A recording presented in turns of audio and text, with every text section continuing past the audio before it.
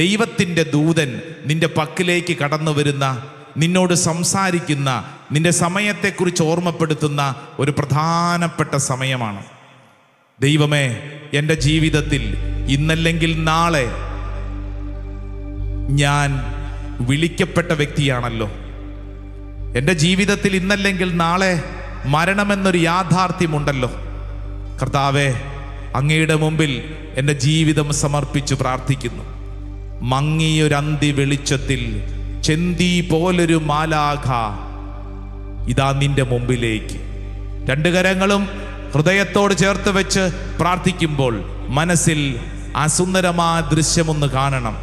നിന്റെ മുമ്പിലേക്ക് കടന്നു വരുന്ന ഒരു മാലാഖ നിന്നോട് സംസാരിക്കുകയാണ്, നിന്നോട് ചില കാര്യങ്ങൾ കമ്മ്യൂണിക്കേറ്റ് ചെയ്യുകയാണ്.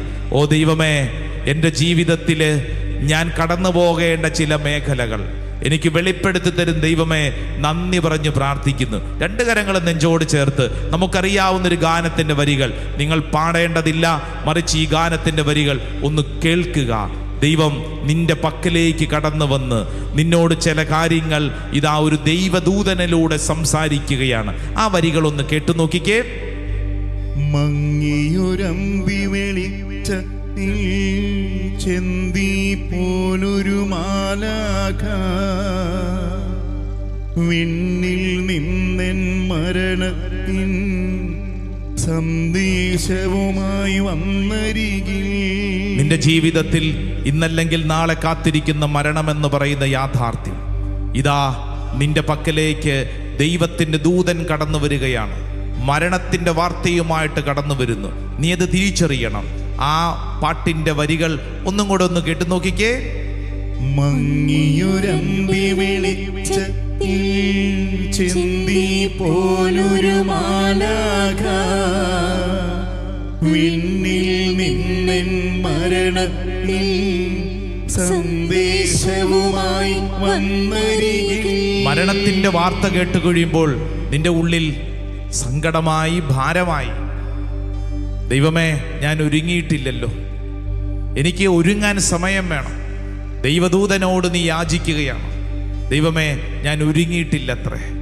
എൻ്റെ ജീവിതത്തിൽ മരണത്തെ സ്വീകരിക്കാൻ ഞാൻ ഒട്ടും ഒരുങ്ങിയിട്ടില്ല. കാരണം ഞാൻ ചെയ്തു തീർക്കേണ്ട പല കാര്യങ്ങളുമുണ്ട്, ചെയ്തു തീർക്കേണ്ട പല കാര്യങ്ങൾ. ഓരോ വ്യക്തിയും ചിന്തിച്ച് നീ ഏതൊക്കെ കാര്യങ്ങളാണ് ചെയ്തു തീർക്കേണ്ടത്? നിനക്ക് കിട്ടിയ സമയം നീ ഉപയോഗപ്രദമാക്കിയോ, അതോ അലസമായ സമയം കളഞ്ഞോ? ഇതാ ദൈവത്തിൻ്റെ ദൂതൻ നിന്റെ മുമ്പിൽ വന്ന് വിളിക്കുമ്പോൾ നീ എന്താണ് ദൂതനോട് പറയുന്നത്? ഈ സമയം ആ ഗാനത്തിന് അടുത്ത വരികളൊന്ന് പാടി നോക്കിക്കേ. കേട്ടുമടുങ്ങി മനമിളകി പേടി വളർന്നെൻ സ്വരമിടറി മിഴിമീർ തൂക്കിയുണർത്തിച്ചു ഞാനൊരു നിമിഷമൊരുങ്ങട്ടെ. ഇത് നിന്റെ ഉള്ളിലുള്ള വലിയ സങ്കടത്തിൻ്റെ ഒരു പ്രാർത്ഥനയാണ്. ദൈവമേ, എൻ്റെ സമയം തീർന്നു പോയോ?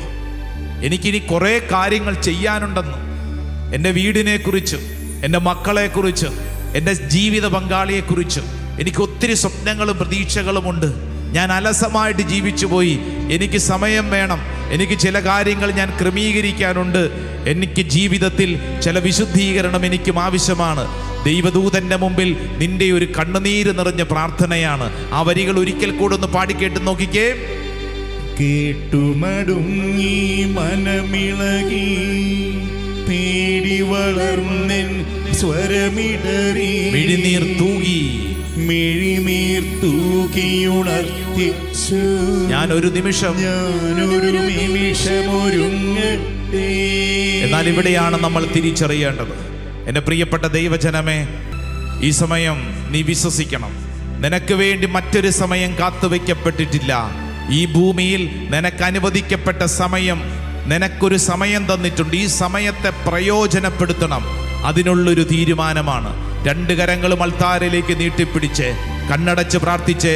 ദൂതൻ പ്രാർത്ഥന കേട്ടില്ല, സമയം തെല്ലും തന്നില്ല, മിഴിനീർ തൂകി ഉണർത്തിച്ചു. നാഥ, എനിക്കൊരു ഒരുക്കം വേണം, എനിക്കൊരു സമയം വേണം. എൻ്റെ ജീവിതത്തിൽ ചില കാര്യങ്ങൾ എനിക്ക് ചെയ്യാനുണ്ട്. ആ പ്രാർത്ഥനയാണ് അടുത്ത വരികൾ. ഈ പ്രാർത്ഥനയുടെ ഉത്തരം പോലെ ഇതാ ദൈവത്തിൻ്റെ ആത്മാവ് ചില കാര്യങ്ങൾ നിന്നോട് സംസാരിക്കും. ആ രണ്ട് കരങ്ങളും നീട്ടിപ്പിടിച്ചൊന്ന് പ്രാർത്ഥിച്ചേ. ദൂതൻ പ്രാർത്ഥന കേട്ടില്ല, സമയം തെല്ലും തന്നില്ല.